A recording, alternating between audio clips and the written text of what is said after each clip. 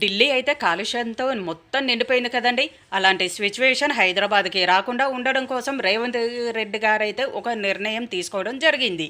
3000 electric బస్సులనైతే హైదరాబాద్కి తీసుకురానున్నారండి. అలాగే డీజిల్తో నడిచే ఆటోలను అయితే రద్దు చేయాలని అయితే అనుకుంటున్నారు. దానికి బదులుగా ఎలక్ట్రిక్ ఆటోలను తీసుకురావాలని ఇప్పటికే ఆదేశాలు అయితే జారీ చేస్తున్నట్టయితే తెలుస్తుందండి.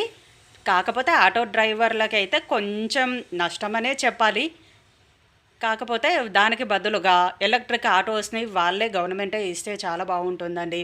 వాళ్ళ పొట్ట కొట్టకుండా ఉన్నట్టుగా కూడా ఉంటుంది. అలాగే ఈ హైదరాబాద్ సిటీని కాలుష్య రహిత సిటీ చేయాలనే ఉద్దేశంతో ఒక నిర్ణయం అయితే తీసుకున్నారు. చూడాలండి దీంతో ఎలాంటి పరిణామాలు తీసుకొస్తారు. ఈ వీడియో కనుక నచ్చితే లైక్ చేయండి, షేర్ చేయండి.